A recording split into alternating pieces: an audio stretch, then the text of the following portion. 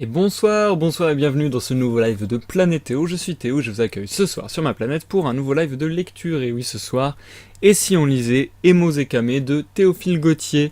C'est le second live sur ce recueil de poèmes. Et ce sera également le dernier, puisque on a déjà lu la moitié la dernière fois. Donc ce sera la seconde moitié ce soir. Tout d'abord, je vous mets en garde que si vous regardez cette vidéo sur YouTube, il s'agit d'une rediffusion d'un live qui a eu lieu sur Twitch. Donc je vais animer le live, je vais discuter avec les viewers, etc. Lors d'une introduction et lors de pauses durant le live. Vraisemblablement, il n'y aura qu'une pause ce soir.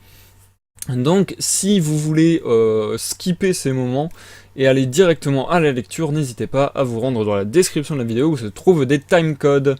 Voili, voilou.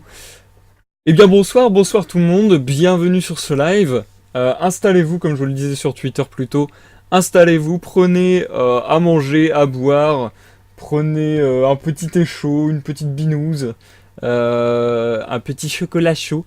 Venez vous installer bien confortablement avec des coussins et vous détendre, car ce soir, comme d'habitude avec les lives de lecture, ça va être détente, chill maximum. On va partager ensemble une expérience de lecture, une aventure. Alors ce soir c'est des poèmes, donc on peut pas dire qu'on va vraiment partager une histoire, mais voilà, on va partager une expérience ce soir ensemble comme d'habitude, et ça me fait toujours autant plaisir après 2 ans, quasiment même plus que 2 ans je crois. Ça me fait vraiment toujours plaisir, donc c'est vraiment cool. Je faisais un peu le bilan avant le live, et ouais, je me dis c'est quand même vachement cool. Je vais vous en parler un peu plus. Donc comme d'habitude, une introduction dans laquelle on va parler un peu des projets en cours, etc., etc., des choses qui arrivent. Et là, je pense qu'on va focus cette introduction beaucoup sur justement le contenu des prochains lives de lecture. Du coup, bonsoir Fallen Angel, bienvenue. Bonsoir Clean Panda, bienvenue. Comment allez-vous? Ça fait plaisir de voir que vous venez à chaque fois, pardon. À chaque fois ou presque, ça fait vraiment très plaisir. Donc merci beaucoup. Et déjà, santé à vous. Et du coup, ouais, j'ai décidé dans cette intro de pas forcément parler des projets en off parce que j'ai limite pas grand chose à vous dire non plus, de plus que la dernière fois. C'est vrai qu'en faisant des lives aussi fréquemment ces derniers temps, j'ai moins de choses à vous relater, forcément. Je vous tiens un peu plus au courant quotidiennement presque. Donc voilà. Rien de gros à vous donner en petite info ou quoi que ce soit. Bien que, ah si, je peux vous dire ça. Je peux vous dire que en ce moment, vous l'avez peut-être vu sur mon tableau des choses à faire, enfin des choses dont j'aurais envie plutôt. Il y avait album. C'est l'un de mes rêves depuis que je suis petit d'enregistrer un album.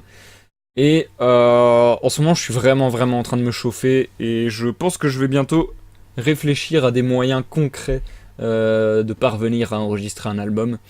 Enfin, je le sais déjà un peu et je me suis toujours renseigné tout au long de ma vie, mais bon, disons plus entrer en action quoi. Surtout que là, je commence à avoir pas mal de compos de côté, je pense. Donc, bref. J'ai envie de me mettre dans ce processus, donc ça risque d'arriver dans les temps à venir, je vous en parlerai peut-être davantage si ça avance. Et du coup, merci, je vais très bien également, merci de demander Clean Panda. Installez-vous bien tous confortablement, et oui, je vais très bien parce que, en ce moment, les lives sont plutôt cool, et enfin, je suis plutôt content, en fait, j'avais peur de pas réussir à tenir ce rythme de 2 lives tous les 3, enfin, non, de un live de lecture tous les 3 jours, un live de découverte tous les 3 jours, puis un jour de pause. Je pensais que j'arriverais pas forcément à tenir le rythme longtemps. Et l'air de rien, ça fait déjà quelques semaines, donc je suis relativement content. Rien que pour ça, et ça continue d'être agréable, ça devient pas une routine, c'est vraiment cool. Mais on va se retrouver face à un petit problème, encore plus rapidement que d'habitude, puisque c'est un problème qu'on a déjà eu, qui est qu'est-ce qu'on va lire ensuite? Et ça devient vraiment très problématique. Là, je commence à vraiment être à court d'idées, j'ai plus de stock. Donc, encore une fois, je le répète comme à chaque fois, si vous avez des idées, n'hésitez pas à faire des propositions. La seule règle que je me donne, c'est que le texte soit tombé dans le domaine public. Donc, pour que le texte soit tombé dans le domaine public, il faut que son auteur soit mort depuis 71 ans. Information un peu macabre, mais au moins ça vous permet de savoir à peu près sur quel genre de texte je peux lire. Et donc voilà, si vous avez des idées de recueils de poèmes, de romans, éventuellement de nouvelles, même si je suis un peu moins fan, enfin, je trouve que le format se prête mal au live. Si vous avez des idées d'auteurs ou de romans précis même, de titres précis, qui vous feraient envie d'être, que je les lise, pardon, je m'exprime mal, dont vous aimeriez que je les lise, que vous aimeriez que je les lise, non ça se dit pas, bref, en live, vous avez compris la phrase, eh bien, n'hésitez pas vraiment à me donner des noms d'auteurs, des noms de romans, enfin, quoi que ce soit. Ça peut vachement m'aider. Là, j'arrive vraiment, je suis en crise. Je commence à plus avoir de stock. Donc là, on va terminer Emose Kame de Théophile Gautier ce soir. La prochaine fois, on va reprendre Les Diaboliques de Barbé d'Aurevilly. Je dis bien reprendre parce que ça fait plus d'un an qu'on avait lu les 3 premières nouvelles. C'est un recueil de nouvelles de 6 nouvelles. Et les 3 dernières, je n'étais jamais venu à bout, puisque je les trouvais... En fait, je trouvais si je me souviens bien, je trouvais le style un peu trop lourd. Donc déjà, ça se prêtait mal à l'oralité. Et les phrases très très longues, très très détaillées. Donc enfin voilà. Et puis même le format nouvelle, je vous en ai déjà parlé, je trouve qu'il s'adapte mal au live de lecture tout simplement. Donc parce que c'est pas facile pour moi de faire des découpes qui sont logiques. Donc voilà les raisons pour lesquelles j'avais arrêté. En effet, j'ai refeuilleté tout à l'heure, je continue à penser tout ce que je viens de dire, mais je suis suffisamment motivé et faut le dire, à l'époque j'avais été un peu dégoûté alors que là je retrouve l'attrait on va dire. Donc on devrait lire dans cet ordre-là, regardez, c'est magique. On lit ça ce soir. On lit ça lors de prochains lives, je pense qu'on passera au moins 3 ou 4 lives dessus. Ensuite, on passera sur un live unique de lecture sur mon recueil de poèmes personnels, donc que j'ai écrit moi-même et qui est publié sur Wattpad, si vous voulez aller voir. Regardez, c'est là, Planétéo, Wattpad, bref. Et du coup, mon recueil de poèmes qui se nomme Pouce, composé de 29 poèmes. Donc voilà, en un live, on aura le temps, je pense, de tout lire. Donc voilà, ça c'est le programme, disons, à court terme. C'est-à-dire que là, tout ce que je viens de vous dire, je pense que en 2 semaines, 3 semaines, on devrait avoir terminé. Si je dois pas faire de pause, parce que c'est possible que je fasse des pauses, selon que mon PC tienne la route. Parce que comme je vous le disais, ces temps-ci, j'ai quelques problèmes de PC. Et aussi selon, disons qu'une fois de temps en temps, grosso modo une fois par mois, je vais rendre une petite visite à ma famille. Donc, il se peut que je sois absent une semaine, une fois de temps en temps comme ça. Enfin bon, bref. Voilou. Donc là, clairement, on arrive à une échéance où on va plus rien avoir à lire. Et je ne sais fichtrement pas quoi lire ensuite. J'ai quelques idées, comme je vous avais dit. Moi, j'aimerais bien lire du contrat social de Rousseau, mais j'ai peur parce que vu que c'est quelque chose de politique, philosophique, j'ai peur que ça passe mal à l'oral. J'ai peur que les gens affilient les idées que je vais lire à moi et croient que ce sont mes idées et que je me les approprie ou que je pense que c'est la vérité et que je vous balance de la doctrine et j'ai pas envie de ça. Après, il y a d'autres textes qui me font envie, mais je trouve qu'ils passeraient mal en live, à cause du style notamment. Par exemple, L'homme qui rit de Victor Hugo. Je trouve que Victor Hugo, à l'oral, c'est un peu indigeste.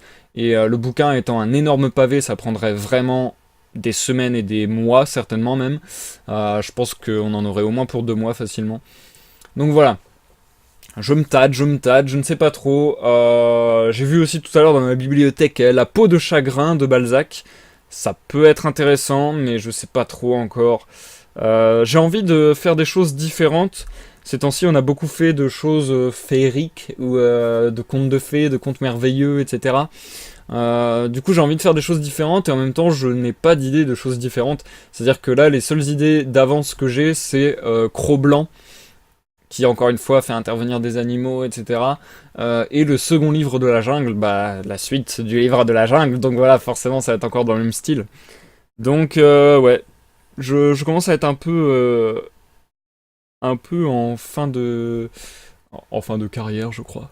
Non, mais ouais, je sais plus trop quoi vous lire, donc bon. Si vous avez des idées, vraiment, n'hésitez pas. En commentaire sur YouTube, dans le chat sur Twitch, si vous avez des idées. Ou bien sur le Discord, peu importe. Ça sera des idées bienvenues. Et du coup, bonsoir et merci de nous rejoindre pour un live un peu différent de ceux que tu as déjà pu voir, si je ne m'abuse, Sketouche. Un live de lecture, donc bonsoir, bienvenue, j'espère que tu vas bien. Et du coup, je pense avoir dit tout ce que j'avais à dire dans cette introduction. Je réfléchis. Doulim. J'avais peut-être envie de vous dire une chose de plus. Oui, je voulais vous dire une petite chose de plus, encore une fois par rapport au live, mais cette fois les lives de découverte. Et si on découvrait Wokfu, on en est arrivé à l'épisode 6, ça se passe très très bien, c'est vraiment cool. Par contre, pour que le live de demain se passe bien, je vous raconte pas comment j'ai dû geeker hier et aujourd'hui, et ça m'embête un petit peu parce que j'aimerais bien ne pas trop geeker hors live. D'ailleurs, j'aurais quelque chose à... Enfin, pas mal de choses à vous raconter, parce qu'il m'est arrivé pas mal de bricole, on peut dire. Et aussi une petite surprise à vous annoncer, on va dire. Donc voilà. Si les lives sur Wokfu vous intéressent, je pense que le live sur Wokfu à suivre, c'est celui de demain. Il y aura une petite annonce, on va dire, et puis voilà. On devrait trouver le 3e oricalque. Ça risque d'être une soirée assez agréable demain. Voilà, je pense avoir fait le tour de ce que j'avais envie de vous dire. Alors désolé, j'ai des notifications sur mon portable. Du coup, je vérifie quand même que ce soit pas des choses importantes. Et je viens de voir que Mirani, donc l'ami Mirani, un de mes meilleurs amis, enfin mon meilleur pote en vrai, mais voilà, et qui est parti en live à l'instant.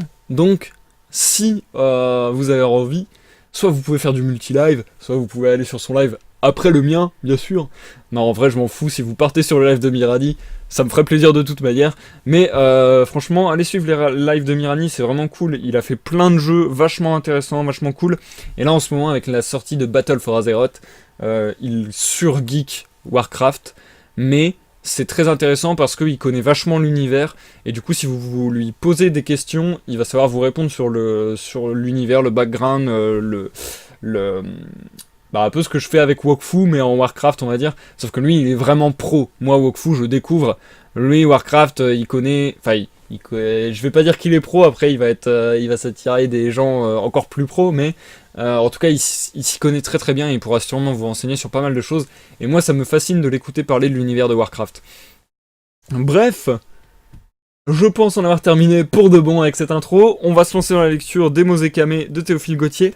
On s'était arrêté sur le poème Lead la dernière fois. D'ailleurs, je vous avais pas dit au final ce qu'était un lead. Si je dis pas de bêtises, un lead, à la base, c'est un poème chant allemand qui parle de l'amour pour la nature. C'est un peu ça en gros. Si j'ai pas de bêtises et si j'ai des bons souvenirs de littérature. Et donc voilà, comme ça je vous aurais peut-être appris un mot. Il y en a notamment un, si je dis pas de bêtises encore une fois, qui est vachement connu, c'est la Loreley. C'est un peu un mythe d'Allemagne en fait, en rapport au fleuve et au cours d'eau, si je dis pas de conneries. Mais en gros, la Loreley, il y a eu énormément de leads sur elle, parce que c'est un peu la personnification de la beauté de la nature. C'est une sorte de naïade, on pourrait dire, une sorte de sirène, même dans certains mythes, si je ne m'abuse. Enfin bref, voilà pour le petit topo culture. Quand je sais des choses, autant les partager. Par exemple, il y avait un poème qui s'appelait... un poème qui s'appelait... Ah bah je vais plus le retrouver. Ah si, c'est là. Un poème qui s'appelait... Kaerulei Okuli. Ça pour le coup c'est du latin et mes cours de latin remontent à trop longtemps et j'en ai pas fait suffisamment pour pouvoir vous dire ce que c'est. Okuli c'est les yeux. Kaerueli, je sais pas. Parfois les mots latins sont transparents mais là je ne vois pas. Bref, j'arrête de partir en digression insensée et sans fin et infinie. Voilà, c'est le mot que je cherchais. Et on est parti, je vais vous lire en gros une trentaine de pages, donc je pense qu'on va en avoir pour 20 minutes grosso modo, parce que bon c'est des poèmes, ça prend pas l'entièreté de la page, ça va assez vite. Comment ça se passe pour la lecture de poèmes? Comme la dernière fois, Je vous donne le titre du poème, je lis le poème, je fais une pause de 3-4 secondes, j'entame avec le poème suivant, et ainsi de suite, jusqu'à ce que je décide de faire une pause. Donc du coup, il n'y aura pas d'interruption, vous inquiétez pas, pendant la lecture, il n'y aura pas d'interruption, je vais pas être en train de lire et faire «Ah oui, merci pour le follow», ou «Ah oui, au fait, dans le chat, oui, t'as raison, hein.» Je vais avoir une lecture normalement fluide, un maximum, je vais essayer, jusqu'à ce que je décide qu'il y ait une pause. Pendant cette pause, je vais revenir vous parler dans le chat, et ensuite, on terminera le recueil. Voilou. D'ailleurs, ah oui, encore petite parenthèse, désolé, je me remémore des choses. Dans ce bouquin, il n'y a pas Kémosé Kamé, il y a Albertus. Albertus qui est un texte antérieur, si j'ai bien vu sur internet. Albertus qui est composé de 50 pages. Donc du coup, si vous voulez que je vous lise un autre recueil de poèmes de Théophile Gautier à l'avenir, ça sera possible. Si celui-ci vous a particulièrement plu, on pourra en avoir plus. Alors, encore une fois, je vais pas l'enchaîner tout de suite parce que c'est bien de diversifier. Mais en tout cas, un jour, ce serait possible qu'on retourne sur du Théophile Gautier pour Albertus. Ou Albertus, je sais pas trop. Bref. Et du coup, bonsoir Elyséum, bienvenue sur ce live. Tu arrives pile au moment où je vais commencer la lecture. Santé. Et écoutez, je crois qu'on est parti. Je ne vais pas attendre plus longtemps. On est reparti avec Fantaisie d'hiver. Et je m'arrêterai, pour ceux que ça intéresse, je vais plus le retrouver, et du coup c'est ridicule. Je m'arrêterai au poème Les Joujoux de la Morte. Le titre un peu glauque. Enfin bref. Je suis parti, je vous souhaite à tous une bonne écoute. Bonne écoute Fallen Angel, bonne écoute Clean Panda, bonne écoute Sketouch, bonne écoute Elyséum, bonne écoute à tous ceux dans l'ombre et à ceux qui nous regardent en rediffusion sur YouTube. A tout à l'heure pour la pause. Fantaisie d'hiver 1. Le nez rouge, la face blême, sur un pupitre de glaçons, l'hiver exécute son thème dans le quatuor des saisons. Il chante d'une voix peu sûre des airs vieillots et chevrotants. Son pied glacé bat la mesure et la semelle en même temps. Et comme Handel, dont la perruque perdait sa farine en tremblant, il fait envoler de sa nuque la neige qui la poudra blanc. 2. Dans le bassin des Tuileries, le cygne s'est pris en nageant et les arbres comme aux féeries sont en filigrane d'argent. Les vases ont des fleurs de givre sous la charmille au blanc réseau, et sur la neige on voit se suivre les pas étoilés des oiseaux. Au piédestal où, court vêtu, Vénus coudoyait Phocion, l'hiver a posé pour statue la frileuse de Clodion. 3. Les femmes passent sous les arbres en martre, hermine et menu vert, et les déesses frileux marbre ont pris aussi l'habit d'hiver. La Vénus anadiomène étant pelisse à capuchon, Flore que la brise malmène plonge ses mains dans son manchon. Et pour la saison, les bergères de Coïsévox et de Coustou, trouvant leurs écharpes légères, ont des boas autour du cou. 4. Sur la mode parisienne, le Nord pose ses manteaux lourds, comme sur une Athénienne, un site étendrait sa peau d'ours. Partout se mélange aux parures dont Palmyre habille l'hiver, le faste russe des fourrures que parfume le vétiver. Et le plaisir rit dans l'alcôve quand, au milieu des amours nus, des poils roux d'une bête fauve sort le torse blanc de Vénus. 5. Sous le voile qui vous protège, défiant les regards jaloux, si vous sortez par cette neige, redoutez vos pieds andalous. La neige saisit comme un moule l'empreinte de ce pied mignon qui, sur le tapis blanc qu'il foule, signe à chaque pas votre nom. Ainsi guidé, l'époux morose peut parvenir au nid caché où, de froid la joue encore rose, à l'amour s'enlace psyché. La source. Tout près du lac filtre une source, entre deux pierres dans un coin. Allègrement, l'eau prend sa course comme pour s'en aller bien loin. Elle murmure « Oh, quelle joie! Sous la terre il faisait si noir! Maintenant ma rive verdoie, le ciel se mire à mon miroir. Les myosotis aux fleurs bleues me disent « Ne m'oubliez pas, les libellules de leur queue m'égratignent dans leurs ébats. À ma coupe l'oiseau s'abreuve, qui sait, après quelques détours peut-être deviendrai-je un fleuve, baignant vallons, rochers et tours. Je broderai de mon écume pont de pierre, quai de granit, emportant le steamer qui fume à l'océan où tout finit. Ainsi la jeune source jase, formant sans projet d'avenir. Comme l'eau qui bout dans un vase, son flot ne peut se contenir. Mais le berceau touche à la tombe, le géant futur meurt petit. Né à peine, la source tombe dans le grand lac qui l'engloutit.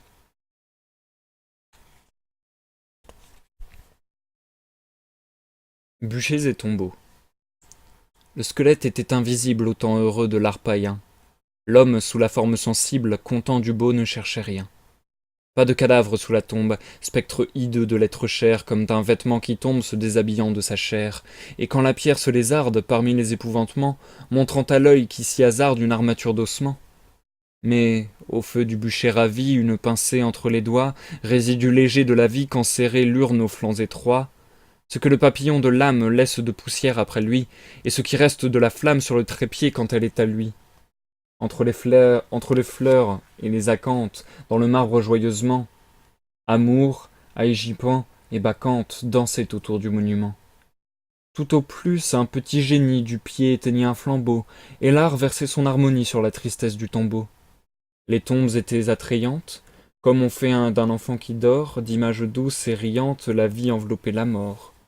La mort dissimulait sa face au trou profond, au nez camard, dont la hideur railleuse efface les chimères du cauchemar. Le monstre, sous la chair splendide, cachait son fantôme inconnu, et l'œil de la Vierge candide allait au bel éphèbe nu. Seulement, pour pousser à boire, au banquet de Trimalchion, une larve joujou d'ivoire faisait son apparition. Des dieux que l'art toujours révère trônaient au ciel marmoréen, mais l'Olympe cède au calvaire, Jupiter au Nazaréen. Une voix dit « Pan est mort !» L'ombre s'étend. Comme sur un drap noir, sur la tristesse immense et sombre, le blanc squelette se fait voir. Il signe les pierres funèbres de son paraphe de fémur, pend son chapelet de vertèbres dans les charniers le long des murs. Des cercueils lèvent le couvercle avec ses bras aux os pointus, dessine ses côtes en cercle et rit de son large rictus. Il pousse à la danse macabre l'empereur, le pape et le roi, et de son cheval qui se cabre jette bas le preux plein d'effroi. Il entre chez la courtisane et fait des mines au miroir. Du malade il boit la tisane, de l'avare ouvre le tiroir, piquant l'attelage qui rue avec un os pour aiguillon, du laboureur à la charrue termine en fosse le sillon.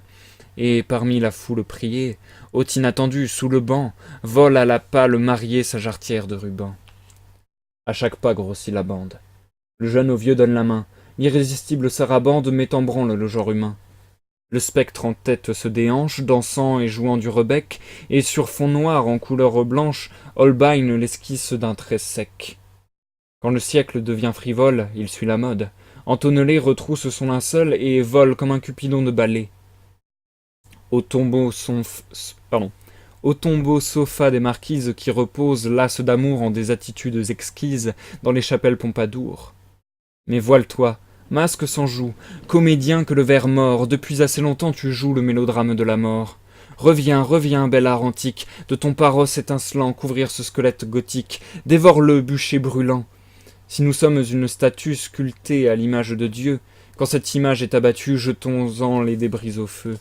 Toi, forme immortelle, remonte dans la flamme aux sources du beau, sans que ton argile ait la honte et les misères du tombeau.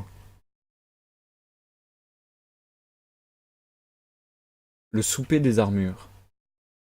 Bjorn, étrange cénobite, sur le plateau d'un roc pelé, hors du temps et du monde, habite la tour d'un bourg démantelé. De sa porte, l'esprit moderne en vain soulève le marteau. Bjorn verrouille sa poterne et barricade son château. Quand tous ont les yeux vers l'aurore, Bjorn, sur son donjon perché, à l'horizon contemple encore la place du soleil couché. Âme rétrospective, il loge dans son bourg et dans le passé. Le pendule de son horloge depuis des siècles est cassé. Sous ses ogives féodales, il erre, éveillant les échos, et ses pas sonnant sur les dalles semblent suivis de pas égaux. Il ne voit ni laïc, ni prêtre, ni gentilhomme, ni bourgeois, mais les portraits de ses ancêtres causent avec lui quelquefois. Et certains soirs, pour se distraire, trouvant manger seul ennuyeux, Bjorn, caprice funéraire, invite à souper ses aïeux. Les fantômes, quand minuit sonne, viennent armés de pieds en cap. Bjorn, qui malgré lui frissonne, salue en haussant son anape. Pour s'asseoir, chaque panoplie fait un angle avec son genou, dont l'articulation plie en grinçant comme un vieux verrou, et tout d'une pièce l'armure d'un corps absent gauche cercueil, rendant un creux et sourd murmure, tombe entre les bras du fauteuil. Landgraves, Ringrave, Burgrave, venus du ciel ou de l'enfer, ils sont tous là, muets et graves, les rois de convives de fer. Dans l'ombre, un rayon fauve indique un monstre guivre, aigle à deux coups, prise au bestiaire héraldique sur les cimiers fossés de coups. Du mufle des bêtes difformes dressant leurs ongles arrogants, partent des panaches énormes, des lambrequins extravagants. Mais les casques ouverts sont vides comme les timbres du blason. Seulement deux flammes livides y luisent d'étranges façons. Claferaille est assise dans la salle du vieux manoir, et, sur le mur, l'ombre indécise donne à chaque hôte un page noir. Les liqueurs au feu des bougies ont des pourpres d'un ton suspect. Les mets dans leur sauce rougie prennent un singulier aspect. Parfois un corselet miroite, et un morion brille un moment. Une pièce qui se déboîte choit sur la nappe lourdement. L'on entend les battements d'ailes d'invisibles chauves-souris, et les drapeaux des infidèles palpitent le long du lambris. Avec des mouvements fantasques, courbant leurs phalanges d'airain, les gantelets versent au casque des rasades de vin du Rhin, ou découpent au fil des dagues des sangliers sur des plats d'or. Cependant passent des bruits vagues par les orgues du corridor. La débauche devient farouche, on n'entendrait pas tonner Dieu, car lorsqu'un fantôme découche, c'est le moins qu'il s'amuse un peu. Et la fantastique assemblée, se tracassant dans son harnois, l'orgie à sa rumeur redoublée du tintamarre des tournois. Gobelets, à nappe, vidres comme, vidés toujours, remplis en vain, entre les mâchoires des aumes, forment des cascades de vin. Les auberges embombent leur ventre, et le flot monte aux gorgerins. Ils sont tous gris comme des chantres, les vaillants contes suzerains. L'un allonge dans la salade nonchalamment ses pédieux, l'autre à son compagnon malade fait un sermon fastidieux, et des armures peu bégueules rappellent dardant leur boisson les lions lampassés de gueules blasonnés sur leur écusson. D'une voix encore enrouée par l'humidité du caveau, Max fredonne, ivresse enjouée, un lied en 1300 à nouveau. Albrecht, ayant le vin féroce, se querelle avec ses voisins, qu'il martèle, bossu et rosse, comme il faisait des sarrasins. Échauffé, Fritz ôte son casque, jadis par un crâne habité, ne pensant pas que, sans son masque, il semble un tronc décapité. Bientôt, ils roulent pêle-mêle sous la table, parmi les brocs, têtes en bas, montrant la semelle de leurs souliers courbés en crocs. C'est un hideux champ de bataille, où les peaux heurtent les armées, où chaque mort par quelque entaille, au lieu de sang vomit d'aimer. Et Björn, le poing sur la cuisse, les contemple, morne et hagard, tandis que, par le vitrail suisse, l'aube jette son bleu regard. La troupe qu'un rayon traverse pâlit comme au jour un flambeau, et le plus ivrogne se verse le coup d'étrier du tombeau. Le coq chante, les spectres fuient et, reprenant un air hautain, sur l'oreiller de marbre appuient leur tête lourde du festin. La montre. 2 fois je regarde ma montre, et 2 fois à mes yeux distraits l'aiguille au même endroit se montre. Il est 1 heure après. La figure de la pendule en rit dans le salon voisin, et le timbre d'argent module 2 coups vibrants comme un tocsin. Le cadran solaire me raille en m'indiquant de son long doigt le chemin que sur la muraille a fait son ombre qui s'accroît. Le clocher, avec ironie, dit le vrai chiffre, et le beffroi, reprenant la note finie, a l'air de se moquer de moi. Tiens, la petite bête est morte. Je n'ai pas mis hier encore, tant ma rêverie était forte, au trou de rubis la clé d'or. Et je ne vois plus dans sa boîte le fin ressort du balancier, aller venir à gauche à droite, ainsi qu'un papillon d'acier. C'est bien de moi, quand je chevauche l'hippogriffe au pays du bleu, mon corps sans âme se débauche et s'en va comme il plaît à Dieu. L'éternité poursuit son cercle autour de ce cadran muet, et le temps, l'oreille au couvercle, cherche ce cœur qui est remué. Ce cœur que l'enfant croit en vie, et dont chaque pulsation dans notre poitrine est suivie d'une égale vibration. Il ne bat plus, mais son grand frère toujours palpite à mon côté, celui que rien ne peut distraire quand je dormais la remontée.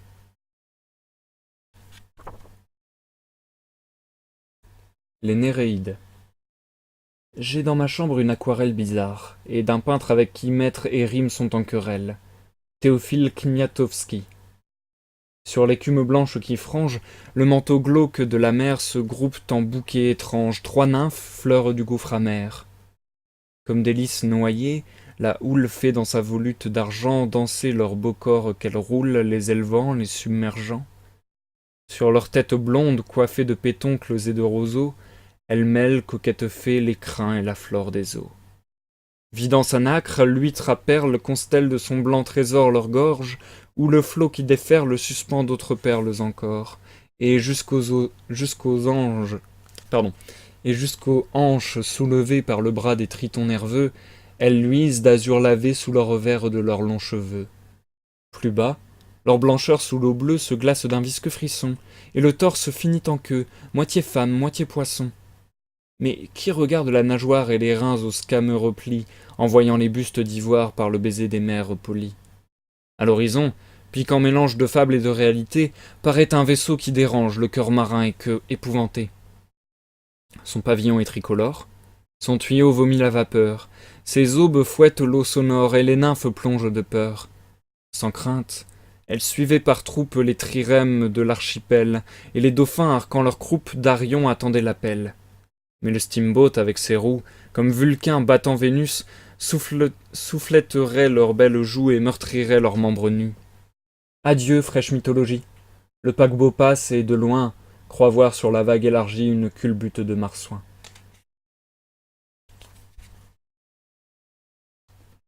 Les accroche-cœurs. Ravivant les langueurs nacrées de tes yeux battus et vainqueurs, en mèches de parfum lustré se courbent deux accroche-cœurs.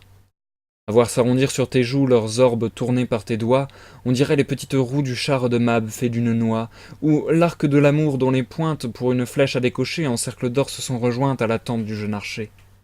Pourtant, un scrupule me trouble. Je n'ai qu'un cœur, alors pourquoi, coquette, un accroche-cœur double? Qui donc y penses-tu près de moi? La rose thé. La plus délicate des roses est à coup sûr la rose thé.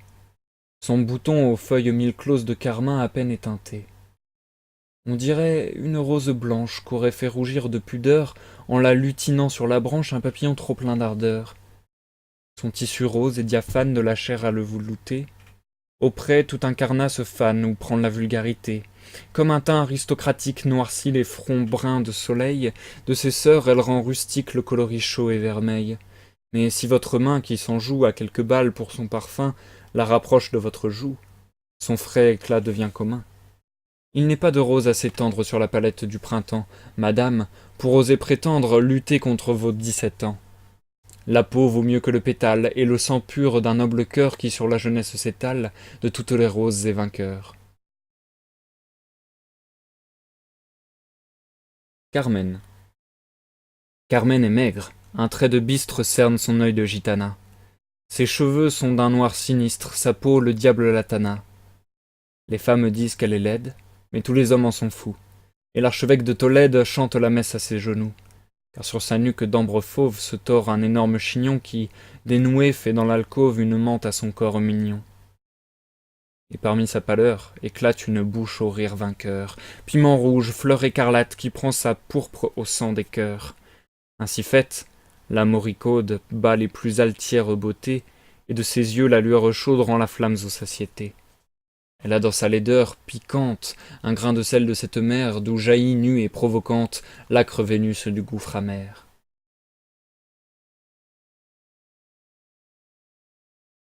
Ce que disent les hirondelles. Chanson d'automne.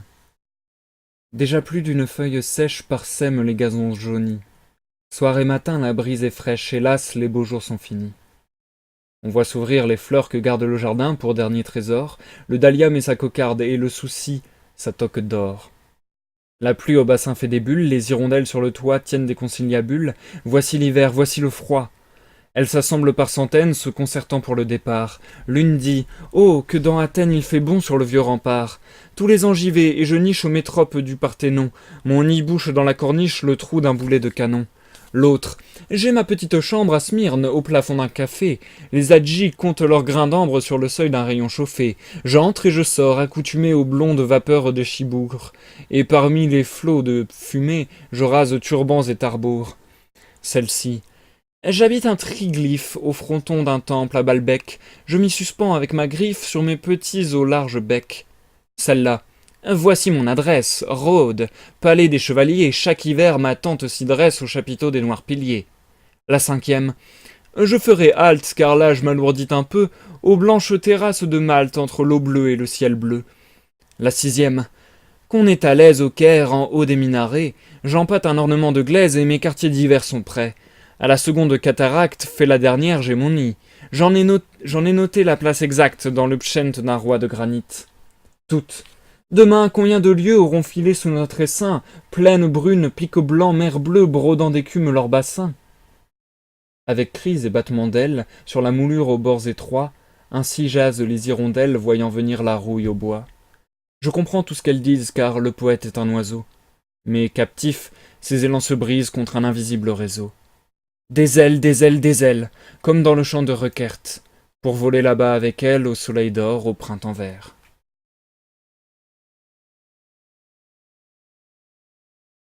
Noël. Le ciel est noir, la terre est blanche. Cloche, carillonnez gaiement. Jésus est né. La Vierge penche sur lui son visage charmant. Pas de courtine festonnée pour préserver l'enfant du froid, rien que les toiles d'araignée qui pendent des poutres du toit. Il tremble sur la paille fraîche, ce cher petit enfant Jésus, et pour l'échauffer dans sa crèche, l'âne et le bœuf soufflent dessus. La neige au chaume coud ses franges, mais sur le toit s'ouvre le ciel et, tout en blanc, le chœur des anges chante au berger. Noël, Noël! Les joujoux de la morte. La petite Marie est morte, et son cercueil est si peu long qu'il tient sous le bras qui l'emporte comme un étui de violon. Sur le tapis et sur la table traîne l'héritage enfantin. Les bras ballants, l'air lamentable, tout affaissé, gît le pantin. Et si la poupée est plus ferme, c'est la faute de son bâton. Dans son œil une larme germe, un soupir gonfle son carton. Une dinette abandonnée mêle ses plats de bois vernis à la troupe désarçonnée des écuyers de Franconi. La boîte à musique est muette, mais quand on pousse le ressort où se posait sa main fluette, un murmure plaintif en sort. L'émotion chevrotte et tremble dans « Ah, vous dirais-je, maman ?» Le quadrille des lanciers semble triste comme un enterrement. Et des pleurs vous mouillent la joue quand la donna immobilée sur le rouleau qui tourne et joue expire avec un son filé. Le cœur se navre à ce mélange puérellement douloureux, joujou d'enfant laissé par l'ange, berceau que la tombe a fait creux. Et nous allons nous arrêter là pour cette première partie de lecture, tout simplement. Nous passons à la pause. Et du coup, je reviens vers vous dans le chat. Alors je sais pas si tu es encore là, mais du coup, bonsoir Pimpin, au cas où tu es encore parmi nous. Bonsoir et bienvenue. Alors Pimpin, tu es venu lors des lives de découverte de Wakfu, mais là, tu viens sur mon activité principale en fait, donc les lives de lecture, donc c'est un peu particulier. J'espère que ça pourra te plaire malgré tout. En tout cas, bienvenue, j'espère que tu vas bien. Et du coup, Elyséum, merci d'être passé, ça fait plaisir. Il n'y a pas de souci, de toute manière, si t'es fatigué, va dormir. Merci beaucoup d'être passé, ça fait déjà extrêmement plaisir. J'espère que vous avez apprécié la première partie de lecture de ce soir. On aura plus que 12 poèmes, si je dis pas, à lire, et on aura terminé. Donc, bien sûr, on va terminer ce soir, comme je vous l'avais annoncé. Je vais changer le titre du live pour mettre le titre de la du prochain poème, qui est Après le feuilleton. Hop. Et je trouve... alors, comme je vous l'avais dit la dernière fois, il me semble avoir lu quelque part que Emo Zekame a été écrit sur plusieurs années, et que du coup, il me semble le percevoir, je sais pas s'ils ont été mis dans l'ordre chronologique, c'est souvent ce qui arrive malgré tout, donc je pense que c'est le cas, et je pense que ça se perçoit, en tout cas moi je l'ai perçu un peu dans la lecture, j'ai l'impression ce soir, dans le sens où j'ai l'impression que son style a évolué. De poème en poème, j'ai l'impression que son style évolue, et du coup j'ai, pour ma part, beaucoup préféré les poèmes de ce soir à ceux de la dernière fois, dans le sens où ceux de ce soir se permettent plus de choses. La dernière fois, je trouve que la forme était très figée, très fixe, très classique. Là, il y a quelques permissions, il y a des Il y a un moment qui ne rime pas carrément. Bon, en même temps, il l'annonce dans sa strophe en disant ah bah le nom de ce gars-là ne rime avec rien, mais je le mets quand même. Donc voilà, il se permet quelque chose, genre ça. Il fait quelques cassures de rythme qui avaient pas ou pas beaucoup dans les poèmes de la dernière fois. Par exemple avec des rejets. Donc c'est quand une phrase ne se termine pas. Enfin comment dire. Un rejet ça va être par exemple si une phrase se termine par qui. Par exemple je vais vous présenter la personne qui. Si je mettais ça dans un poème, très souvent ça ferait un vers. Donc ça ferait je vais vous présenter la personne qui, virgule, et je partirai à la ligne et je vous dirai ce qu'il fait. Là, du coup, on a des rejets, donc des rejets qui induisent un rythme différent, ce qui est intéressant aussi. Par exemple, des rejets qui font « Je vais vous introduire la personne qui à la ligne, virgule, et ainsi de suite. » Donc voilà, c'est assez intéressant, je trouve. Ça diverge, et du coup, c'est cool parce que j'ai l'impression... Enfin, c'est une chose que j'aime beaucoup, en fait, moi, personnellement. Remarquer que ce soit en lecture, enfin en fait dans n'importe quel domaine artistique je pense, j'aime bien voir l'évolution on va dire, et du coup c'est grave cool parce que là, du fait que son recueil ait été écrit sur une grande période de temps, je trouve qu'on arrive vraiment à suivre l'évolution, et ça me fait la même impression que quand j'écoute une discographie entière, où je vois vraiment que d'album en album, l'artiste a gardé tel ou tel trait et a changé tel ou tel trait, enfin voilà. Et je trouve ça vraiment cool. Enfin moi perso c'est un truc qui me fascine. Et du coup voilà, j'ai préféré globalement les poèmes de ce soir. Notamment, la dernière fois du coup mon poème favori, je pense que c'était Diamant du cœur. Si je dis pas de bêtises, c'était ça le titre. Là je pense que ce soir il y en a beaucoup que j'ai bien aimé. En fait j'ai bien aimé aussi les idées. Parce que la dernière fois, dans les thèmes, c'était très très classique. Là par exemple, ce que disent les hirondelles, c'est pas mon préféré, mais je trouve ça original l'idée de faire parler toutes les hirondelles, etc., des lieux où ils vont aller, etc. Il y en avait aussi des plus macabres cette fois-ci, je trouve. Genre les premiers là, et des plus longs d'ailleurs. Le souper des armures, Fantaisie d'hiver et la source, si je dis pas de bêtises. Non, c'était pas la source, bûcher et tombeau. Était un peu macabre, un peu plus glauque, mais bon, c'est sympa, ça ajoute d'autres touches. Et du coup, je pense que mes préférés, c'était La Source, avec La Source qui ambitionne beaucoup, qui ambitionne de se jeter dans la mer, de devenir géante, entre guillemets, et qui, à la dernière strophe, meurt prématurément, entre guillemets, en se laissant engloutir par un grand lac. Je trouve ça assez marrant, l'image, et enfin, je trouvais ça bien trouvé comme chute. En fait, je trouve les thèmes sont bien plus intéressants, et beaucoup moins classiques justement que les histoires d'amour de la dernière fois. Donc je pense que c'est pour ça que j'ai préféré ce soir. La montre, j'ai vachement kiffé les premières strophes, où il y a un peu un effet anxiogène en mode j'ai regardé l'heure, c'était la même heure, enfin j'aime bien ce genre de délire. Ça, je trouve c'est pas très vu en poésie. Un truc peut-être un peu plus... Comment dire, un truc un peu plus psychédélique peut-être. Enfin non, c'est beaucoup dire, mais peut-être angoissant un peu plus. Enfin voilà, je trouve ça cool. Les Néréides, pareil, j'ai bien kiffé. Enfin ouais, franchement, ceux qu'on a lu ce soir, j'ai bien kiffé. La Rostée et les accroche-cœurs, je les trouve très beaux, très simples et enfin ouais, très courts mais très très beaux. Et les Joujoux de la Morte, le dernier qu'on vient de lire, il est super glauque, genre c'est le plus glauque je pense. Mais en même temps, bah il est vraiment stylé quoi, c'est vraiment... C'est une bonne idée je trouve de parler des jouets d'une enfant morte tôt, enfin je veux dire... Ça peut être un thème de poème vachement compliqué à traiter, et là je trouve que c'est bien traité. Enfin bref, du coup je suis vachement étonné par les poèmes de ce soir que je trouve vachement différents de ceux de la dernière fois. Et ouais, je les apprécie bien. D'ailleurs, il y a un délire dont je voulais vous parler. Ah oui, c'était le fait que des fois vous m'entendez dire Vénus et Vénus. En fait, j'arrive pas à le faire tout le temps parce que parfois je m'en rends pas compte et du coup je le dis dans le flot de lecture sans pouvoir me rectifier, on va dire. Mais parfois je le fais, donc de ne pas prononcer le S final ou ce genre de choses, tout simplement parce que normalement dans la poésie classique. Moi, c'est quelque chose qui m'intéresse très peu en vrai, ce genre de règles. Je trouve ça un peu entravant à la poésie limite, mais bon.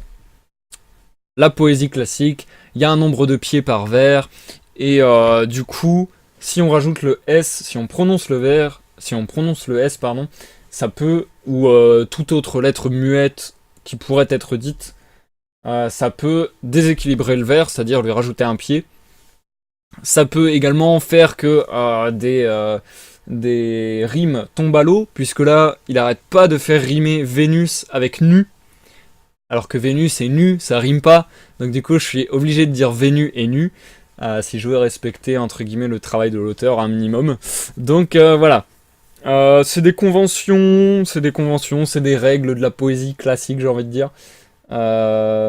C'est pas ce qui m'amuse le plus en poésie. Je trouve ça pas très intéressant de compter les pieds, etc., etc. Je trouve la poésie, c'est vraiment affaire de rythme. Alors, oui, faire des vers avec des pieds équivalents, ça crée forcément un rythme. Et puis, travailler sous la contrainte aussi, parfois, ça peut être très inspirant. Mais c'est vrai que moi, c'est pas mon délire. Bon. C'est un genre comme un autre. En tout cas, les poèmes de Théophile Gautier, comme je vous l'avais dit la dernière fois, je m'attendais à être un peu ennuyé et je m'attendais peut-être à trouver ça un peu trop, comment dire, bah ouais, ennuyeux en fait, je trouve pas d'autres mots. Au final, je trouve ça grave cool. Comme j'ai vu sur internet et comme j'avais eu le pressentiment, c'est vrai que c'est un peu froid, c'est-à-dire que et encore ce soir un peu moins je trouve. Mais justement vu que ça a une forme très classique, vu que c'est très formel, je trouve que ça c'était un peu froid parfois la dernière fois. Et encore je trouve que ça va. Il y a une certaine virtuosité justement dans le maniement de la langue, donc ça rattrape ce côté froid on va dire. Et là dans le choix des thèmes notamment de ce soir, je trouve que malgré ce côté très formaté, il y a quand même des émotions qui passent. Et enfin ouais, du coup j'aime beaucoup ça. Et en plus, comme je le disais la dernière fois, quelque part ça a du sens parce que Emos et Kame c'est des bijoux en gros. Et du coup, bah, ça a du sens quoi. C'est un peu en mode, ces poèmes c'est des petits bijoux, c'est des petits trucs parfaits. Enfin, parfaits techniquement, j'ai envie de dire. Et après, bah, parfois, il se trouve que le thème ou que l'émotion que voilà passe. Parfois, il y a des poèmes un peu moins réussis. Après, c'est au goût de chacun de toute manière. Mais enfin voilà. Mais je trouve que ça a du sens que ça soit justement très classique et très pas galvaudé, mais en tout cas que ce soit des mots un peu savants, un peu voilà. Enfin, voilà, je trouve ça bon. Je trouve ça parfois ennuyant quand ça devient de l'élitisme, quand ça devient enfin, donner des mots savants ou étaler sa culture pour juste montrer sa culture et étaler des mots savants. Là, je trouve que c'est pas le cas, je trouve que ça a vraiment du sens et que c'est bien foutu, donc agréable surprise et tant mieux. Du coup, nous allons poursuivre sans plus attendre avec la dernière partie de lecture de ce soir et la dernière partie de lecture tout court du recueil de poèmes Emos et Kame. Et oui, déjà, on aura été vite en seulement 2 lives, et 2 lives assez courts, mais bon, c'est souvent le cas avec les recueils de poésie. Et du coup, on est reparti. J'en ai pour approximativement le même temps. Alors, Fallen Angel, je n'ai pratiquement aucune connaissance littéraire, mais j'aime beaucoup. Et ça fait plaisir. Ça clairement, enfin, les gens... Bon, là, je vais partir dans un débat si je commence là-dessus, mais les gens qui disent tu connais pas, donc tu peux pas apprécier, ça me gonfle. Donc du coup, ça fait plaisir que tu dises ça, Fallen Angel. Pour moi, c'est pas parce qu'on n'a pas de connaissances sur un sujet qu'on peut pas savoir si on aime ou si on n'aime pas, ou si on a au moins un pressenti de est-ce qu'on va aimer, est-ce qu'on va pas aimer. Enfin bon, bref. Et si il y avait que les experts en poésie qui pouvaient apprécier de la poésie, ou s'il y avait que les experts en littérature qui pouvaient apprécier de la littérature, bah ça serait bien triste et ça servirait bien à rien à mon sens. Donc bon, heureux de ta dernière phrase, Fallen Angel. Y a pas besoin de connaître, c'est pas grave. L'important c'est de filer le truc et au moins d'essayer. Enfin bon bref, je vais pas partir dans un discours. On est reparti pour la lecture. Du coup, bah, je pense qu'il n'y a plus que toi, Fallen Angel. Je pense qu'on est rendu à être que deux. Donc du coup, bonne lecture, Fallen Angel. Bonne écoute à tous ceux dans l'ombre, s'il y en a dans l'ombre. Et bonne écoute à ceux qui nous regardent en rediffusion sur YouTube. Je vous dis à tout à l'heure pour l'outro du live. Après le feuilleton. Mes colonnes sont alignées au portique du feuilleton. Elles supportent résignées du journal le pesant fronton. Jusqu'à lundi, je suis mon maître, au diable chef-d'œuvre mort-né. Pour 8 jours, je puis me permettre de vous fermer la porte au nez. Les ficelles des mélodrames n'ont plus le droit de se glisser parmi les fils soyeux des trames que mon caprice aime à tisser. Voix de l'âme et de la nature, j'écouterai vos purs sanglots sans que les couplets de facture m'étourdissent de leurs grelots. Et portant dans mon verre à côte la santé du temps disparu, avec mes vieux rêves pour hôte, je boirai le vin de mon cru. Le vin de ma propre pensée, vierge de toute autre liqueur, et que, par la vie écrasée, répand la grappe de mon cœur. Le château du souvenir.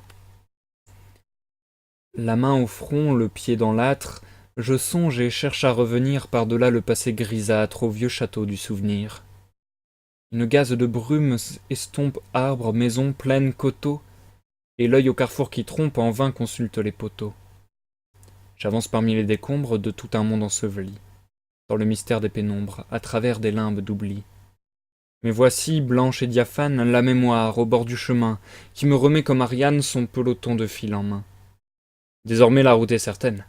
Le soleil voilé reparaît, et du château la tour lointaine pointe au-dessus de la forêt. Sous l'arcade où le jour s'émousse, de feuilles en feuilles tombant, le sentier ancien dans la mousse trace encore son étroit ruban. Mais la ronce en traversant lasse, la liane tend son filet, et la branche que je déplace revient et me donne un soufflet. Enfin, au bout de la clairière, je découvre du vieux manoir les tourelles en poivrière et les hauts toits en été noir. Sur le comble aucune fumée, raillant le ciel d'un bleu sillon, pas une fenêtre allumée d'une figure ou d'un rayon. Les chaînes du pont sont brisées. Au fossé, la lentille d'eau de ses taches vertes grisées étale le glauque rideau.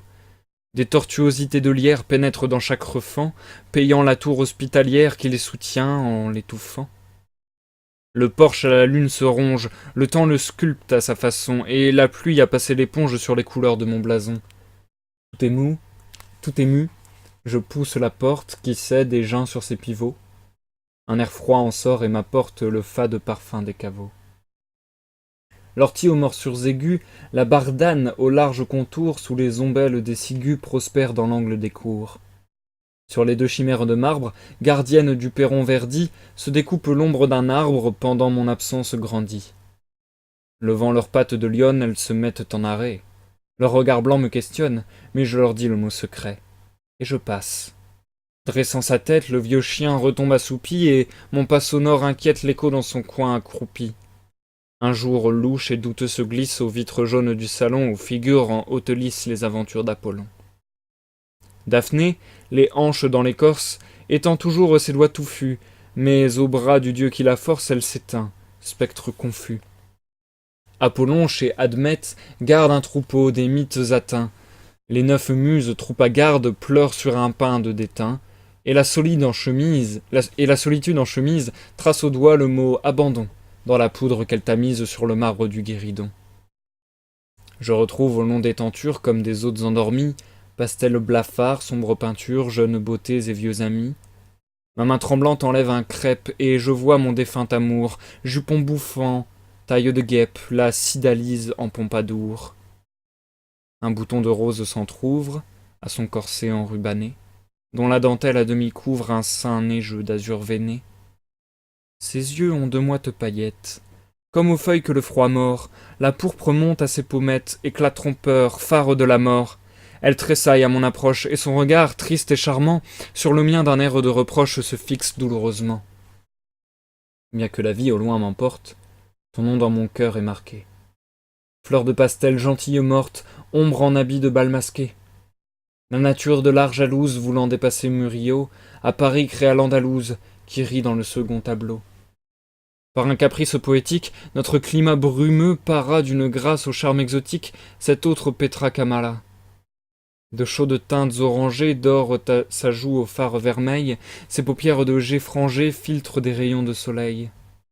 Entre ses lèvres d'écarlate scintille un éclair argenté, et sa beauté splendide éclate comme une grenade en été. Au son des guitares d'Espagne, ma voix longtemps la célébra. Elle vint un jour sans compagne, et ma chambre fut l'Alhambra. Plus loin, une beauté robuste, aux bras forts, cerclés d'anneaux lourds, sertit le marbre de son buste dans les perles et le velours. D'un air de reine qui s'ennuie, au sein de sa cour à genoux, superbe et distraite, elle appuie la main sur un coffre à bijoux. Sa bouche humide et sensuelle semble rouge du sang des cœurs, et, plein de volupté cruelle, ses yeux ont des défis vainqueurs. Ici plus de grâce touchante, mais un attrait vertigineux. On dirait la Vénus méchante qui préside aux amours haineux. Cette Vénus, mauvaise mère, souvent abattue, Cupidon. Ô toi qui fus ma joie amère, adieu pour toujours. Et pardon. Dans son cadre, que l'ombre moire, au lieu de réfléchir mes traits, la glace ébauche de mémoire le plus ancien de mes portraits. Spectre rétrospectif qui double un type à jamais effacé, il sort du fond du miroir trouble et des ténèbres du passé. Dans son pourpoint de satin rose, qu'un goût hardi coloria, il semble chercher une pose pour boulanger ou déveria. Terreur du bourgeois glabre et chauve, une chevelure à tout crin de roi franc ou de lion fauve roule en torrent jusqu'à ses reins. Tel romantique opiniâtre, soldat de l'art qui lutte encore, il se ruait vers le théâtre quand d'Hernani sonnait le cor. La nuit tombe et met avec l'ombre ses terreurs au recoin dormant. L'inconnu machiniste sombre monte ses épouvantements. Des explosions de bougies crèvent soudain sur les flambeaux. Leurs auréoles élargies semblent des lampes de tombeau. Une main d'ombre ouvre la porte sans en faire grincer la clé. D'hôtes pâles qu'un souffle apporte, le salon se trouve peuplé. Les portraits quittent la muraille, frottant de leurs mouchoirs jaunis sur leur visage qui s'éraille la crasse fauve du vernis. D'un reflet rouge illuminé, la bande se chauffe les doigts et fait cercle à la cheminée où tout à coup flambe le bois. L'image au sépulcre ravi perd son aspect roide et glacé. La chaude pourpre de la vie remonte aux veines du passé. Les masques blafards se colorent comme au temps où je les ai connus. Ô vous que mes regrets déplorent, amis, merci d'être venus. Les vaillants de 1830, je les revois tels que jadis. Comme les pirates d'Otrante, nous étions 100, nous sommes 10. L'un étale sa barbe rousse comme Frédéric dans son roc, l'autre superbement retrousse le bout de sa moustache en croque. Drapant sa souffrance secrète sous les fiertés de son manteau, Pétrus fume une cigarette qu'il baptise Papelito. Celui-ci me conte ses rêves, hélas jamais réalisés, Icare tombé sur les grèves où gisent les essors brisés. Celui-là me confie un drame taillé sur le nouveau patron qui fait, mêlant tout dans son drame, dans sa drame, pardon. Celui-là me confie un drame taillé sur le nouveau patron qui fait, mêlant tout dans sa trame, causer Molière et Calderon. Tom, qu'un abandon scandalise, récite Love's Labour's Lost, et Fritz explique à Cydalise le Walpurgisnachttraum de Faust. Mais le jour, lui, à la fenêtre, et les spectres, moins arrêtés, laissent les objets transparaître dans leur diaphanité. Les cires fondent consumées, sous les cendres s'éteint le feu, du parquet montent des fumées, château du souvenir, adieu. Encore une autre fois, décembre va retourner le sablier. Le présent entre dans ma chambre, me dit en vain d'oublier.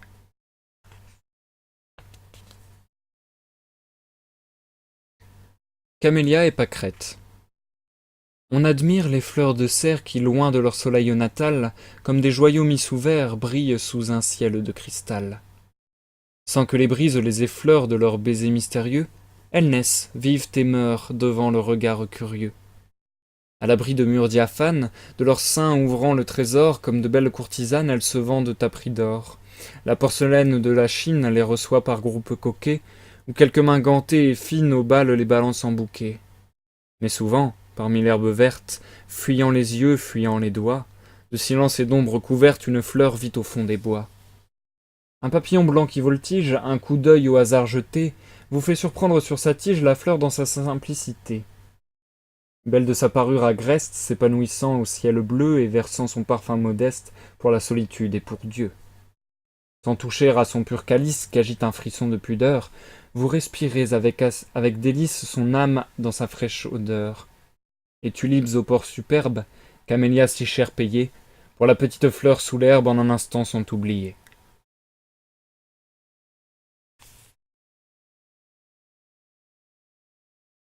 La Fella. sur une aquarelle de la princesse M. Caprice d'un pinceau fantasque et d'un impérial loisir, votre félin sphinx qui se masque propose une énigme au désir. C'est une mode bien austère que ce masque et cet habit long, elle intrigue par son mystère tous les Oedipes du salon. L'antique Isis légua son voile aux modernes filles du Nil, mais sous le bandeau 2 étoiles brillent d'un feu pur et subtil. Ses yeux qui sont tout un poème de langueur et de volupté disent, résolvant le problème, « Sois l'amour, je suis la beauté ». La mansarde. Sur les tuiles où se hasarde le chat guettant l'oiseau qui boit, de mon balcon une mansarde entre 2 tuyaux s'aperçoit. Pour la parer d'un faux bien-être, si je mentais comme un auteur, je pourrais faire à sa fenêtre un cadre de pois de senteur, et vous y montrer Rigolette riant à son petit miroir, dont le teint rayé ne reflète que la moitié de son œil noir. Ou la robe encore sans agrafe, gorge et cheveux au vent, Margot arrosant avec sa carafe son jardin planté dans un pot. Ou bien quelques jeunes poètes qui scandent ces vers sibyllins en contemplant la silhouette de Montmartre et de ses moulins. Par malheur, ma mansarde est vraie. Il n'y grimpe aucun liseron et la vitre y fait voir sa thé, sous l'aies verdi d'un vieux chevron. Pour la grisette et pour l'artiste, pour le veuf et pour le garçon, une mansarde est toujours triste. Le grenier n'est beau qu'en chanson. Jadis, sous le comble dont l'angle penchait les fronts pour le baiser, l'amour content d'un lit de sangle avec Suzon venait causer. Mais pour ouater notre joie, il faut des murs capitonnés, des flots de dentelle et de soie, des lits par Montbreau festonnés. Un soir, n'étant pas revenu, Margot s'attarde au mont Bréda, et Rigolette entretenue n'arrose plus son réséda. Voilà longtemps que le poète, las de prendre la rime au vol, s'est fait reporter de gazette, quittant le ciel pour l'entresol. Et l'on ne voit contre la vitre qu'une vieille au maigre profil, devant miner quel chapitre, tirant sans cesse un coup de fil. La nue. À l'horizon monte une nue, sculptant sa forme dans l'azur. On dirait une vierge nue émergeant d'un lac aux flots purs. Debout dans sa conque nacrée, elle vogue sur le bleu clair comme une Aphrodite éthérée, faite de l'écume de l'air. On voit tonder en molle pose son torse au contour incertain, et l'aurore répand des roses sur son épaule de satin. Ces blancheurs de marbre et de neige se fondent amoureusement comme, au clair-obscur du Corrège, le corps d'Antiope dormant.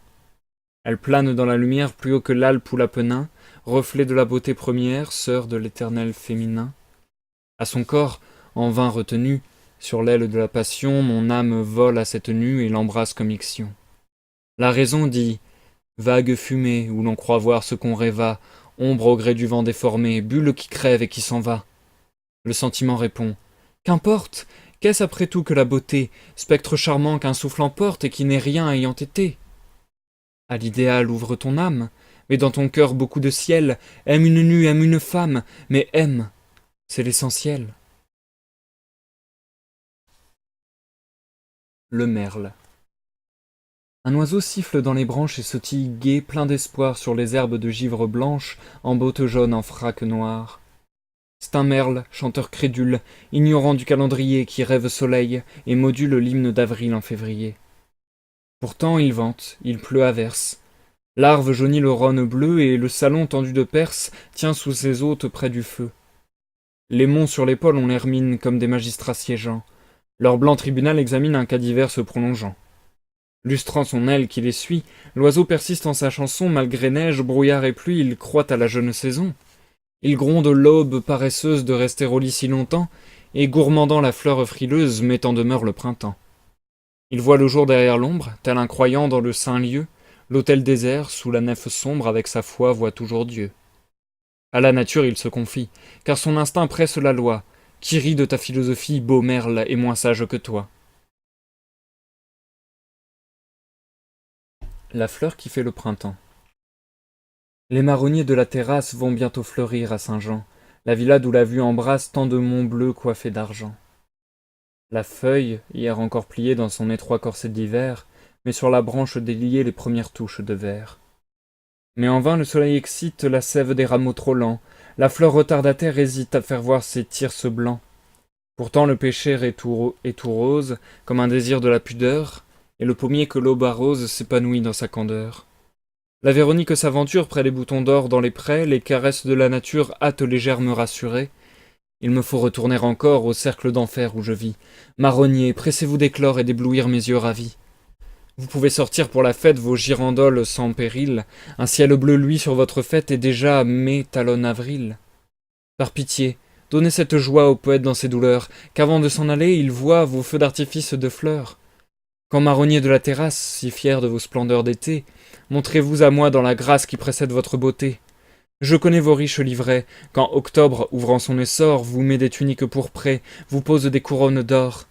Je vous ai vu, blanches ramées, pareilles au dessin que le froid aux vitres d'argent étamé trace la nuit avec son doigt. Je sais tous vos aspects superbes, arbres géants, vieux marronniers, mais j'ignore vos fraîches gerbes et vos arômes printaniers. Adieu, je pars lassé d'attendre. Gardez vos bouquets éclatants, une autre fleur suave et tendre, seule à mes yeux fait le printemps.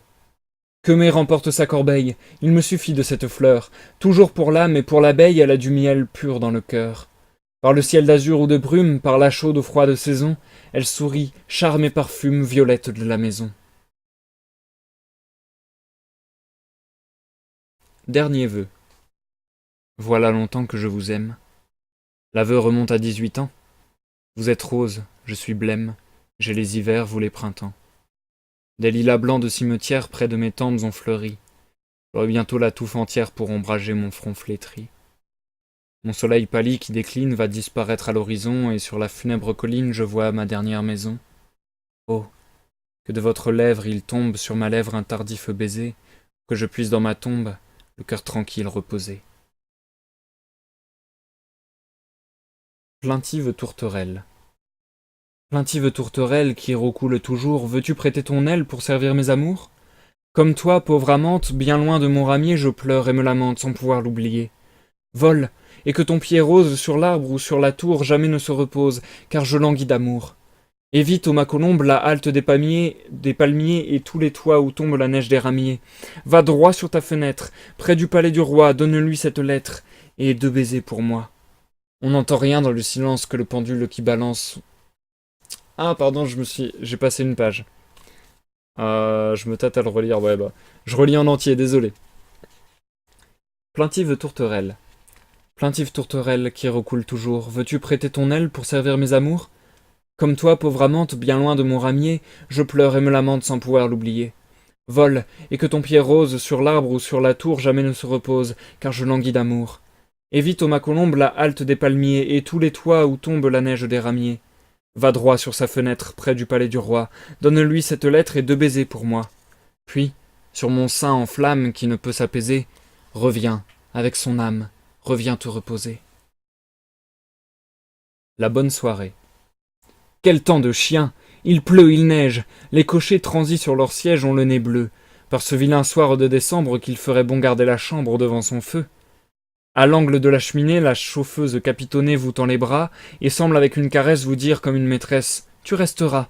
Un papier rose à des coupures comme un sein blanc sous des guipures voile à demi le globe laiteux de la lampe dont le reflet au plafond rampe, tout endormi. On n'entend rien dans le silence que le pendule qui balance son disque d'or et que le vent qui pleure et rôde, parcourant pour entrer en fraude le corridor. C'est bal à l'ambassade anglaise. Mon habit noir est sur la chaise, les bras ballants. Mon gilet baille et ma chemise semblent dresser pour être mise ses poignets blancs. Les brodequins à pointe étroite montrent leur vernis qui miroite au feu placé. À côté des minces cravates s'allongent comme des mains plates les gants glacés. Il faut sortir. Quelle corvée! Prendre la file à l'arrivée et suivre au pas les coupés des beautés altières portant blason sur leurs portières et leurs appâts.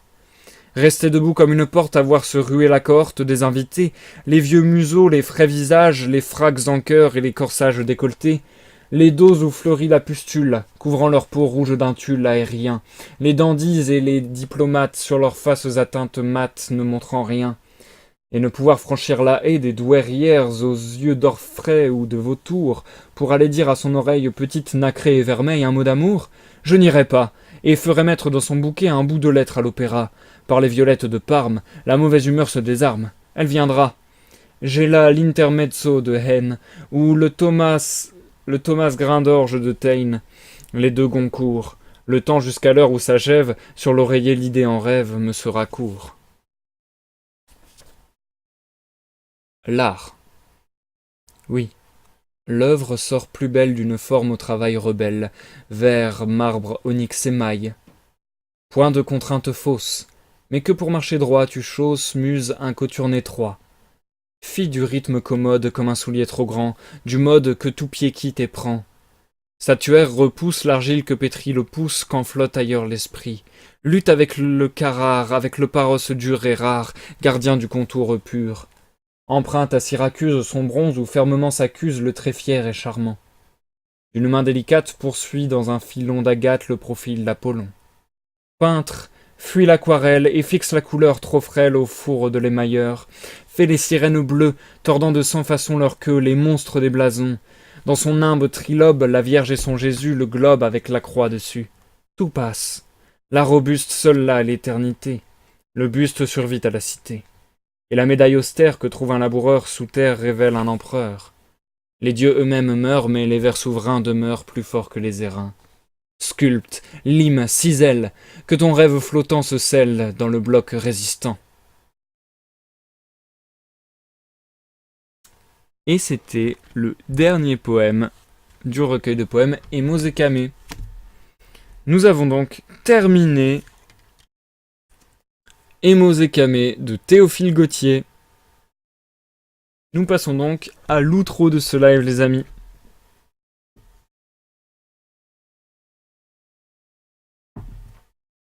J'espère que les derniers poèmes vous auront plu. J'ai eu un peu plus de mal à lire ce soir que la fois passée, surtout en cette fin de live. Je m'en excuse. J'espère que c'est quand même compréhensible.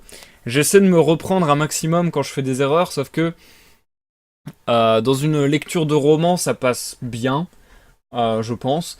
Dans une lecture de poème, je trouve qu'on a moins le droit à l'erreur, dans le sens où si on fait une erreur, ça gâche vraiment toute l'ambiance et tout le flow qui était en marche. Donc voilà, j'espère que ça a été compréhensible et que vous aurez apprécié malgré tout. Et les derniers poèmes, je crois que je suis un peu moins fan. Il y en a encore une fois des sympas, il y en a encore une fois des très très longs, enfin beaucoup plus longs que ceux à quoi on avait été accoutumés lors du premier live. Genre, il y en a un qui est vachement long, c'est le Château du Souvenir, et je l'ai beaucoup aimé. Je l'ai beaucoup aimé. Alors, ça va faire genre que je me la pète ce que je vais dire, mais je l'ai beaucoup aimé parce qu'il m'a fait penser notamment à un de mes poèmes, justement. Alors, c'est pas pour ça que je l'aime, mais dans le sens où j'ai l'impression que du coup, c'est des thèmes qui me parlent, forcément. Donc, ouais, j'ai beaucoup aimé le Château du Souvenir. J'ai trouvé très bien écrit et assez original. La Fella, c'était sur une aquarelle de la princesse M, donc je sais pas de quelle princesse on parle. C'est peut-être la princesse Margot, je sais pas trop.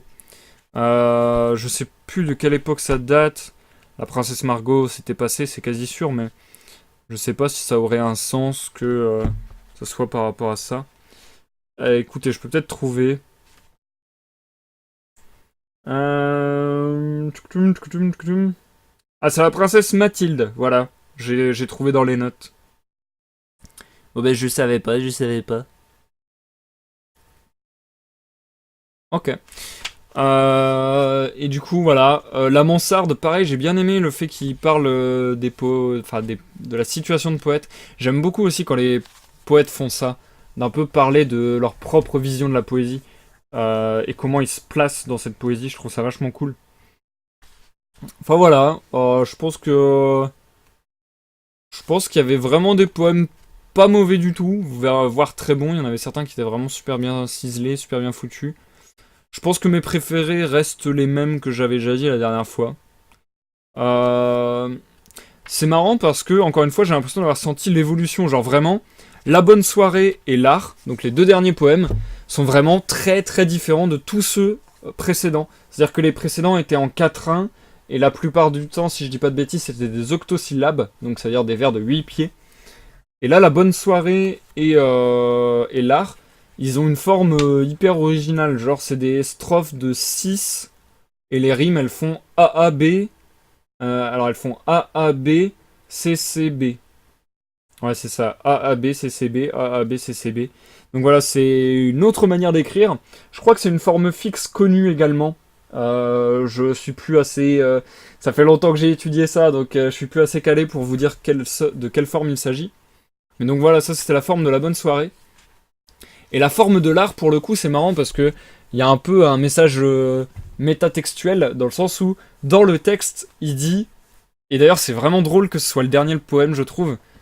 J'ai l'impression que l'art, c'est un peu son texte pour dire ça y est, j'ai fait mes beaux poèmes classiques ordonnés, formatés, entre guillemets. Voilà. Et du coup, avec le dernier poème, il déstructure tout.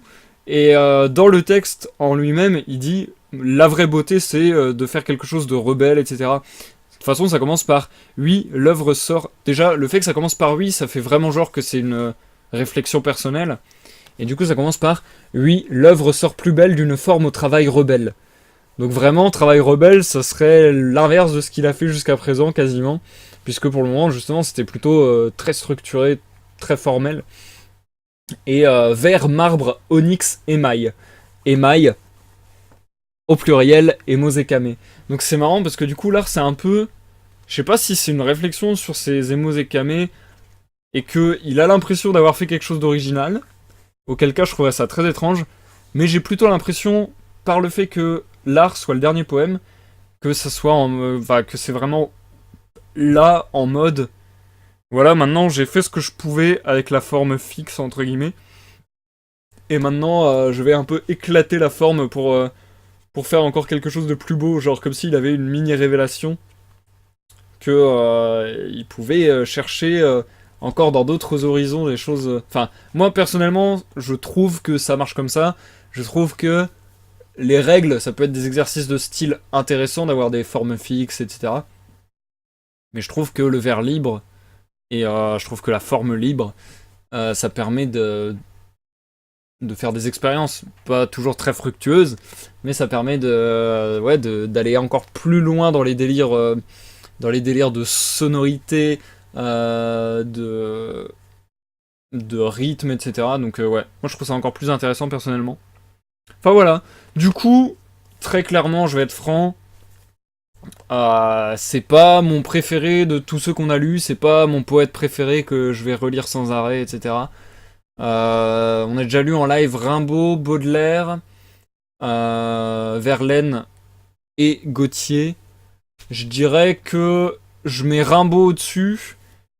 Enfin, mon palmarès personnel, je dirais que parmi ces quatre auteurs, ça serait Rimbaud, Baudelaire, et après Verlaine et Gautier, je les mettrais ex aequo dans le sens où il y en a que je trouve très bons dans les deux, et des que je trouve beaucoup plus anecdotiques dans les deux. Donc voilà. Voilà, à peu près mon avis sur Théophile Gautier. On en a donc terminé. Comme je le disais, il y a un autre texte de Théophile Gautier là-dedans qui est l'Albertus. Alors je sais pas justement, mais c'est bizarre parce que l'Albertus, je crois qu'il date d'avant. Mais du coup, je sais pas si l'Albertus a peut-être justement ce délire de déstructurer les poèmes et de faire des trucs totalement différents. Je sais pas. Je connais pas assez l'auteur pour savoir de quoi il en retourne. Mais bon, peut-être à l'occasion, si ça vous a plu, on pourra se lire l'Albertus. Je pense qu'on va faire une pause dans les poésies parce qu'on en a lu énormément ces temps-ci, quasiment une fois sur deux. Et j'aimerais bien aller vers d'autres choses avant de revenir à de la poésie. Donc voilà, je pense qu'on va faire une pause. De toute manière, j'ai plus forcément de poètes en tête que j'aimerais découvrir là dans l'absolu tout de suite. Donc voilà, je pense qu'on va se faire une petite pause là-dessus. Pas de poème avant quelques temps. Sauf, bien sûr, exception faite, mon recueil de poèmes que je vous lirai dans, je dirais, 2-3 semaines, lorsqu'on aura lu Les Diaboliques de Barbey d'Aurevilly, les 3 dernières nouvelles. Voilou, écoutez, je pense avoir fait le tour. Je vais pas faire durer le live pour le plaisir de le faire durer. Je pense avoir dit tout ce que j'avais à dire. Encore une fois, n'hésitez pas à me faire des... N'hésitez pas à me faire des suggestions, ce serait vraiment très sympa. Parce que là, je commence à être vraiment à court d'idées pour les prochains lives. Ma source d'inspiration est tarie. Donc voilà. N'hésitez pas. Demain, Donc du coup, le live de ce soir. La rediffusion dans 2 jours. Le prochain live de lecture. Les Diaboliques de Barbe et de Révy avec la 4ème nouvelle, puisqu'on a déjà lu les 3 premières nouvelles. Il y a de cela...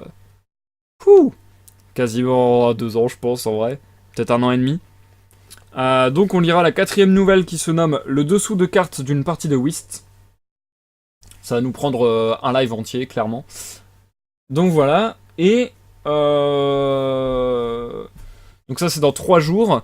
Demain, un live sur Wokfu, le 7ème si je ne m'abuse. Donc voilà, on devrait récupérer le 3ème oricalque. Et il y a aussi quelques surprises, enfin quelques trucs que je dois vous raconter et une chose que je dois vous dire. Donc voilà. Ceux qui suivent Wokfu, soyez là demain, ça va être le live important sur Wokfu entre guillemets. Et je pense avoir tout dit concernant les lives. Donc, je vous tiens au courant sur les réseaux comme d'habitude. Je vous remercie d'être passé, merci à tous ceux qui sont passés ce soir, Sketouch, Pimpin, Fallen Angel, Elysium, Clean Panda, je pense avoir dit tout le monde. Merci à vous tous, bonne soirée, bonne nuit, à la prochaine pour une prochaine découverte ou une prochaine lecture. Bye bye.